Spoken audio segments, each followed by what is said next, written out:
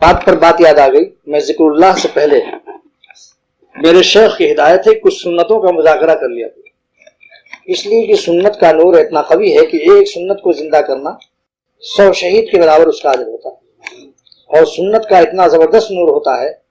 ایک صاحب دہلی سے ابھی اسی ہفتے میرے مہمان تھے، جہاں کی مولانا ابراہیم صاحب بھی مہمان ہوتے ہیں، اور میرے شیخ اول شاہ عبدالغنی صاحب پھولپوری بھی ان کے یہاں مہمان تھے.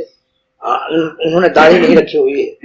انہوں نے مجھ سے کہا کہ میں کوئی زیادہ عمل والا نہیں ہوں، لیکن مولانا ابراہیم صاحب نے مجھ کو 3 سنت سکھا دی ہے.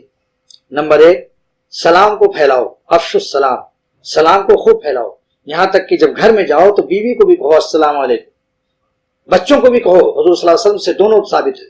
اور اپنی بیوی کو بھی سلام کرنا، اور چھوٹے بچوں کو بھی، اپنی اولاد کو بھی خود سلام کرو. محلے میں کہیں چھوٹے بچے کھیل رہے ہوں ان کو بھی کہو السلام علیکم، پھیلاؤ. اس سے کیا فائدہ ہوگا؟ سلامتی نصیب ہوگی، اللہ کی طرف سے سلامتی عطا ہوگی، سلامت رہو گے. سلام کو پھیلاؤ گے، بلاؤں سے آفتوں سے سلامت رہو گے.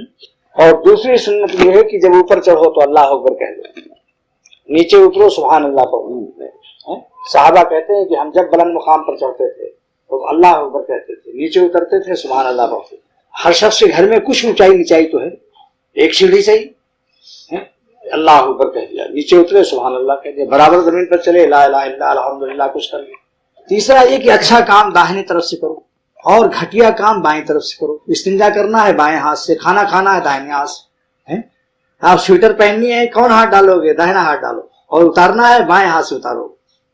جوتا پہننا ہے، بخاری شریف کی حدیث ہے، جوتا پہننا ہے داہنے پیر میں، داہنے جوتے میں پاؤں ڈالو، یہ بخاری شریف کی سنت ہے. اور جب جوتا نکالو تو بایاں پیر نکالو.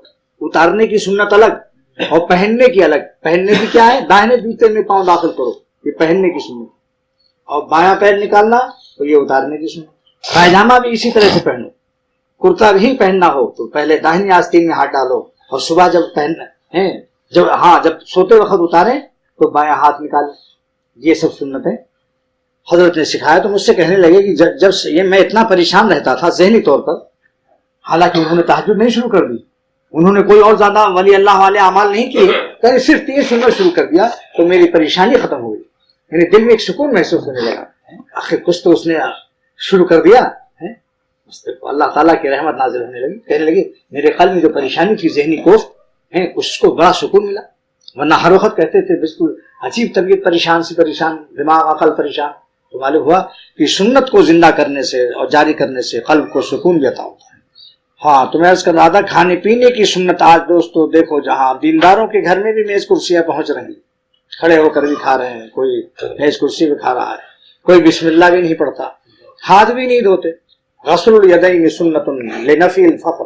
علامہ شامی جلد نمبر 5 میں لکھتے ہیں، فقہ کی سب سے بڑی کتاب ہے یہ، جس سے ساری دنیا کے مفتی فتوا دیتے ہیں. فرماتے ہیں دونوں ہاتھوں کو دھو، اس سے تنگدستی دور ہوتی ہے. اس سنت کو زندہ کرنے سے لنفی الفقر، فقر کی نفی ہوتی ہے گھر سے، تنگدستی نفی مانے گا ختم ہے. اور اس کے بعد ایک آدمی دسترخوان پر 10 آدمی کھا رہے ہیں تو ایک بلند آواز سے کہہ دے، اور اگر 3 ہیں تو بھی ایک کہہ دے بسم اللہ وعلی برکت اللہ. ایک آدمی بلند آواز سے کہے لیلقن من معک، تاکہ دوسروں کو اس سے تلقین ہو جائے، دوسروں کو جو یاد نہ ہو ان کو بھی یاد ہو جائے. اگر سب نے خاموشی سے بسم اللہ پڑھ دیا، ہو سکتا ہے کسی کو یاد نہ آئے، اس میں 10 میں ہو سکتا ہے 3 نے پڑھا ہی نہیں. تو ایک جب بلند آواز سے کہے گا تو سب کو یاد آ جائے گی، ہم کو بھی پڑھنا چاہیے.